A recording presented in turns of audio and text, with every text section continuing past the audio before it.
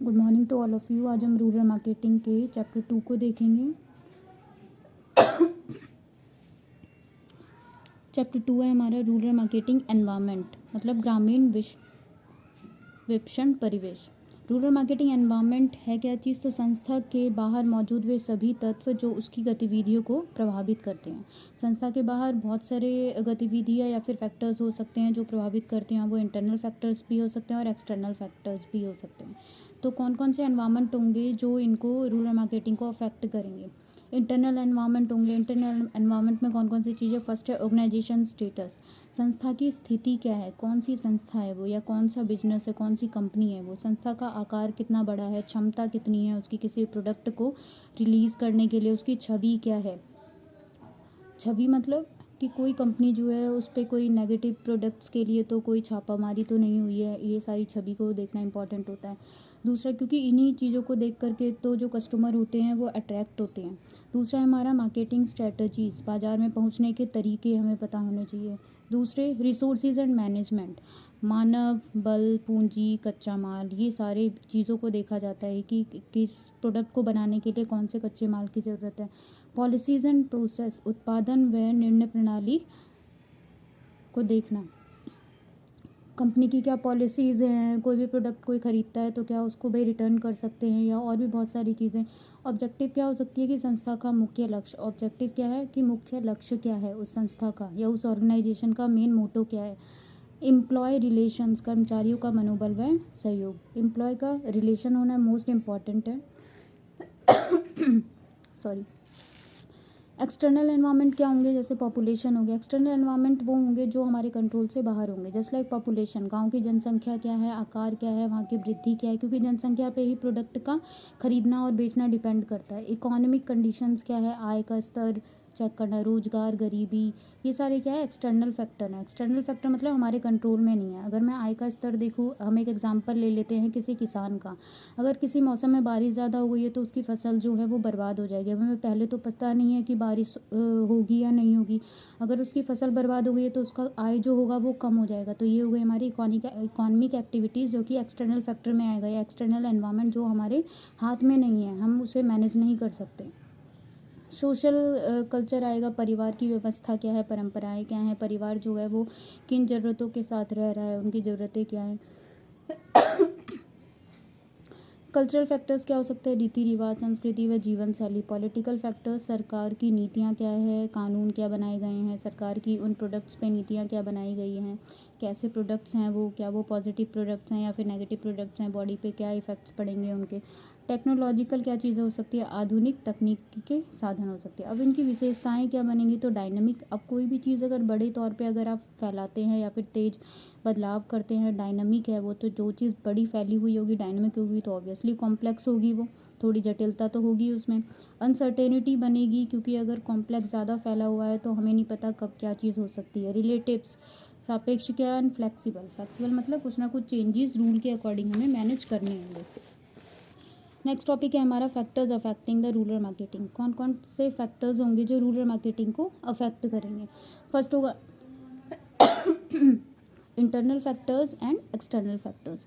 Internal factors जो होंगे वो नियंत्रण योग्य होंगे, उनको हम मैनेज कर सकते हैं। जो एक्सटर्नल होंगे वो अनकंट्रोलेबल होंगे। जस्ट लाइक मैंने भी एग्जांपल बताया, फैक्टर्स जो हैं वही एनवायरनमेंट है। एनवायरनमेंट, एक्सटर्नल फैक्टर्स जो होंगे जो अभी हमने एक्सटर्नल एनवायरनमेंट्स में पढ़ा है। तो इंटरनल फैक्टर्स के बारे में अगर हम देखते हैं, जो हम नियंत्रण कर सकते हैं, जैसे प्रचार करना, अपने किसी प्रोडक्ट का गाँव में जाके प्रचार करना, उत्पाद को देखना, उसके मूल्य को निर्धारित करना, स्थान देखना, कहाँ पे हमने उसकी दुकानें लगाई हुई हैं, मॉल लगाए हुए हैं, है ना, तो स्थान को देखना, ये सारे जो है इंटरनल फैक्टर्स है, ये हमारे ऊपर डिपेंड है।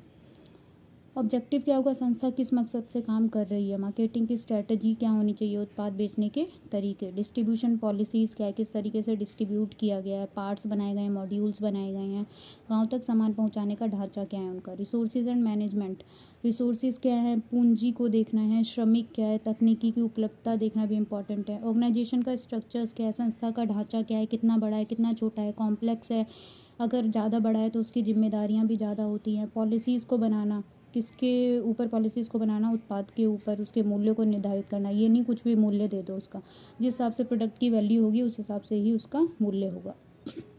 एम्प्लॉय के रिलेशंस, कोई भी अगर हम रिलेशंस की बात करते हैं, एम्प्लॉय रिलेशंस, ये मोस्ट इम्पॉर्टेंट है, क्योंकि कोई भी कस्टमर जो चीज़ों को ख़रीद रहा है या फिर किसी काम को कर रहा है किसी ऑर्गेनाइजेशन में, तो ये इम्पॉर्टेंट है कि कर्मचारियों की संतुष्टता होनी चाहिए।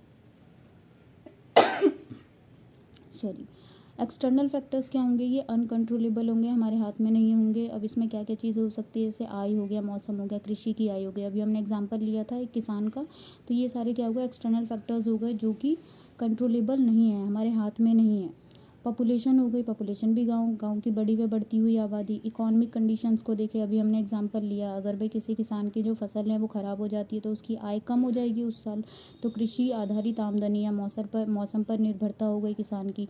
सोशल एंड कल्चरल एक्टिविटीज़, परंपराएं, रिवाज और त्यौहार वहाँ के डिफरेंट होंगे। जब डिफरेंट त्यौहार, रीति रिवाज होंगी तो उनकी ज़रूरतें अलग होगी, ज़रूरतें अलग होंगी तो वो डिमांड भी उनकी अलग होंगी कंपनी से। पॉलिटिकल एंड लीगल कल्चर्स बनाए जाएंगे, सरकार की कुछ ग्रामीण योजनाएं बनाई जाएंगी, कानून कुछ अप्लाई कर दिए जाएंगे। टेक्नोलॉजी भी इम्पॉर्टेंट है, जैसे नई मशीनें हो गई, मोबाइल, इंटरनेट, प्रसार। टेक्निकल एनवायरनमेंट क्या हो सकते हैं? तो टेक्निकल एनवायरनमेंट कभी भी ना, कोई भी टेक्निकल एनवायरनमेंट, जो टेक्निकल एनवायरनमेंट का मतलब क्या होगा कि मशीनों के बारे में बात करें, मोबाइल के बारे में, इंटरनेट के बारे में, टेक्नोलॉजी के बारे में बात करें, तो किसी भी टेक्नोलॉजिकल एनवायरनमेंट को देखने के लिए पहले हमें उसके सोशल एनवायरनमेंट को देखना होगा, क्योंकि सोशल एनवायरनमेंट ही तो उसके टेक्नोलॉजी को बताएगा। कि जैसे कि हम सोशल एनवायरनमेंट शहर का देखें तो अलग है और गाँव का देखें तो अलग है, तो दोनों के कल्चर को देखना मोस्ट इंपॉर्टेंट है। तो सोशल एनवायरनमेंट को देखना इंपॉर्टेंट है टेक्निकल एनवायरनमेंट को पहचानने के लिए। तकनीकी परिवर्तन के तो नए टेक्निक्स, नए उद्योग व मार्केटिंग अवसर पैदा करती है टेक्नोलॉजिकल एनवायरनमेंट। तकनीकी परिवर्तन के प्रभाव क्या हो सकते हैं? तो प्राइस, पैकेजिंग, एडवर्टीजमेंट में बदलाव, मार्केटिंग स्ट्रैटेजी बदलनी पड़ती है, अलग अलग मार्केटिंग स्ट्रैटेजी रखनी पड़ती हैं। प्रोडक्ट को कस्टमर जो है वो ऑनलाइन ख़रीदना चाहता है या ऑफलाइन, ये सारी सुविधाओं को ध्यान में देखा जाता है।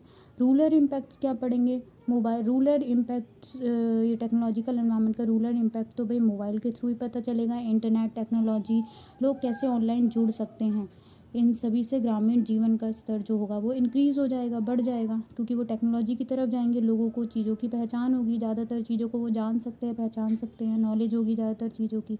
मॉडर्न सीड्स को यूज़ करना, फर्टिलाइज़र यूज़ करना, बड़ी बड़ी मशीनों का यूज़ करना अपने खेतों में, कृषि की पैदावार को क्या करेगी? ये चीज़ें बढ़ाएंगी। तो ये सारे क्या है? एक मॉडर्न टेक्निक्स हो गई। तकनीकी के विषय में हम बात कर रहे हैं, तो तकनीकी को गांव में लाना बहुत ज़रूरी है अगर हमें गांव में एक पॉजिटिव बदलाव चाहिए तो।